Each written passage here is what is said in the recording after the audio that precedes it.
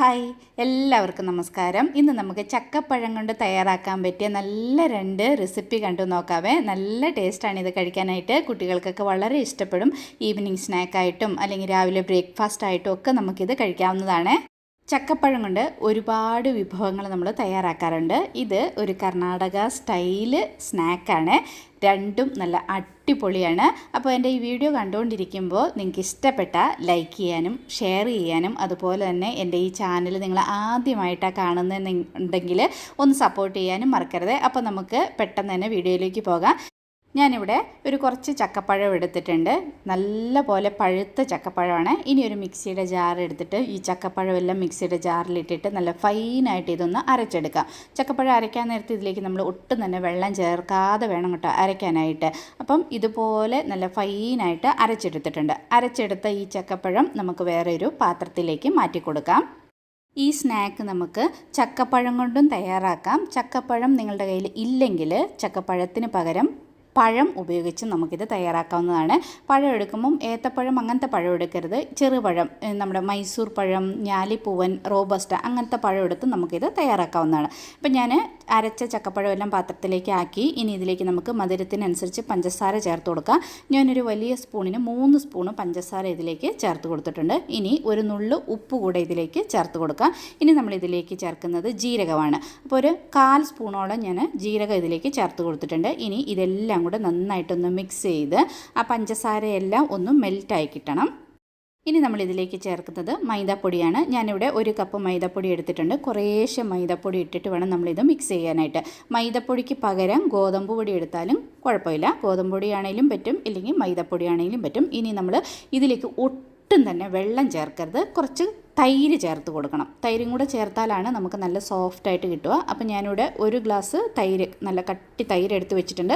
കുറേശ്ശെ തൈരും നമ്മൾ കുറേശ്ശെ പൊടിയും ചേർത്തിട്ട് നന്നായിട്ട് ഇത് മിക്സ് ചെയ്ത് നമ്മൾ പൂരിക്കും ചപ്പാത്തിക്കും ഒക്കെ മാവ് കുഴച്ചെടുക്കുമല്ലോ, ആ ഒരു കൺസിസ്റ്റൻസിയിൽ ഇത് കുഴച്ചെടുക്കണം. ഒട്ടും തന്നെ വെള്ളം ചേർക്കരുത്. വെള്ളം വേണം തോന്നുവാണെങ്കിൽ തൈര് ചേർത്ത് മാത്രം വേണം നമ്മളിത് കുഴച്ചെടുക്കാനായിട്ട്.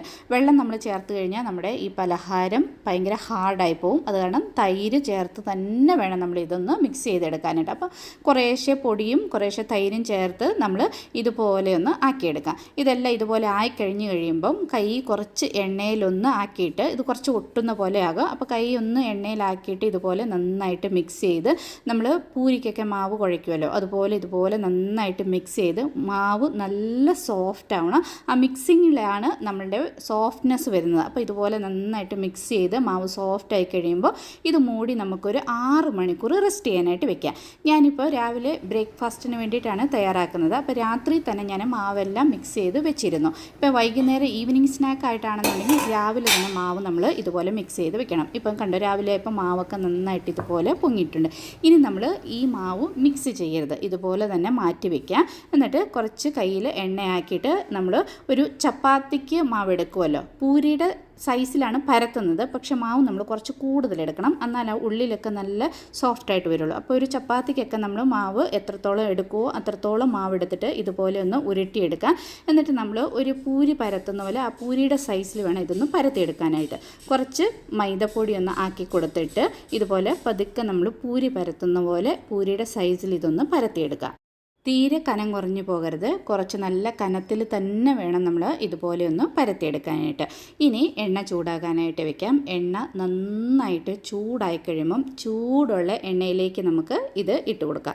എണ്ണയിലേക്ക് ഇട്ടൊരു 2 സെക്കൻഡ് കഴിയുമ്പോഴത്തേനും നമ്മൾ പൂരിയൊക്കെ പൊങ്ങി വരുന്നത് പോലെ തന്നെ ഇതുപോലെ ഇത് പൊങ്ങി വരും. അപ്പോൾ മുകളിലേക്ക് കുറച്ച് ചൂട് എണ്ണ ഇങ്ങനെ ആക്കി കൊടുക്കുക. അപ്പോൾ നന്നായിട്ട് ഇതുപോലെ പൊങ്ങി വരും. അത് കഴിയുമ്പോൾ ഒരു സൈഡ് നന്നായിട്ട് ഇതുപോലെ പൊങ്ങി വന്നു കഴിയുമ്പോൾ നമുക്കിത് മറിച്ചിട്ട് കൊടുക്കാം. മറിച്ചിട്ട് 2 സൈഡും വെന്ത് ഒരു ഗോൾഡൻ ബ്രൗൺ കളറായി കഴിയുമ്പോൾ നമുക്ക് ഇത് എണ്ണയിൽ നിന്ന് എടുക്കാവുന്നതാണ്.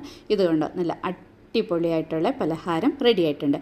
ഇനി നമുക്ക് പരത്തി അങ്ങനെ തയ്യാറാക്കേണ്ട, ബോണ്ട പോലെ ആക്കണമെന്നുണ്ടെങ്കിൽ സെയിം അതേ മാവിനെ തന്നെ നമ്മൾ കുറേശ്ശെ മാവെടുത്തിട്ട് ഇതുപോലെ എണ്ണയിലേക്ക് ഇട്ട് കൊടുത്ത് നമുക്ക് ബോണ്ടയും തയ്യാറാക്കാവുന്നതാണ്. കുറേശ്ശെ ഇട്ട് കൊടുക്കണം. ഇട്ട് കൊടുത്ത് ആദ്യം തന്നെ നമ്മൾ നല്ലപോലെ എണ്ണ ചൂടായി കഴിഞ്ഞിട്ട് ഒരു മീഡിയം ഫ്ലെയിമിൽ വെച്ച് വേണം ഇതൊന്ന് വറുത്തെടുക്കാനായിട്ട്. അല്ലെങ്കിൽ പുറം ഭാഗം പെട്ടെന്ന് തന്നെ കരിഞ്ഞു പോകും, ഉൾഭാഗം വേഗത്തില്ല. അപ്പം ഒരു മീഡിയം ഫ്ലെയിമിൽ ഇട്ടിട്ട് നമ്മൾ കുറേശ്ശെ മാവ് ഇതുപോലെ ഇട്ട് കൊടുത്തിട്ട് നല്ലപോലെ വെന്ത് ഒരു ഗോൾഡൻ ബ്രൗൺ കളറായി കഴിയുമ്പോൾ നമുക്ക് എണ്ണയിൽ നിന്ന് എടുക്കാം. ആദ്യം നമ്മൾ തയ്യാറാക്കിയത് ചക്കപ്പഴം കൊണ്ട് തയ്യാറാക്കിയ ബൺസാണ്. ഇതിപ്പം ചക്കപ്പഴം കൊണ്ട് തയ്യാറാക്കിയ ബോണ്ട. രണ്ടും നല്ല സൂപ്പർ ടേസ്റ്റാണ്. ഒരു പ്രാവശ്യമെങ്കിലും ഇതുപോലെ ഒന്ന് ട്രൈ ചെയ്ത് നോക്കണേ. ഇനി പഞ്ചസാര വേണ്ടെന്നുണ്ടെങ്കിൽ പഞ്ചസാര ഇല്ലാതെയും നമുക്കിത് തയ്യാറാക്കാവുന്നതാണ്. അപ്പോൾ ഇത് തയ്യാറാക്കിയിട്ട് നമുക്ക് കഴിക്കാൻ നേരത്ത് ഇച്ചിരി തേങ്ങ ചമ്മന്തിയോ അല്ലെങ്കിൽ ഇച്ചിരി സാമ്പാറോ വെജിറ്റബിൾ കുറുമയുടെ കൂടെ കഴിക്കാൻ നല്ല ടേസ്റ്റാണ്. ഇതുകൊണ്ടോ നമ്മുടെ സൂപ്പറായിട്ടുള്ള ചക്കപ്പഴം കൊണ്ടുള്ള ബോണ്ടയും ചക്കപ്പഴം കൊണ്ടുണ്ടാക്കിയ ബൺസും. ഇതുകൊണ്ട് ഉള്ളിൽ നല്ല സോഫ്റ്റും പുറത്ത് നല്ല ക്രിസ്പിയുമായിട്ടുള്ള ബൺസ്. അതുപോലെ തന്നെ നമ്മുടെ ചക്കപ്പഴം കൊണ്ടുള്ള ബോണ്ടയും. ഇതും പുറത്ത് നല്ല ക്രിസ്പിയും അകത്ത് നല്ല സോഫ്റ്റുമാണ്. അപ്പോൾ ഒരു പ്രാവശ്യമെങ്കിലും ഇതൊന്ന് ട്രൈ ചെയ്ത് നോക്കണേ.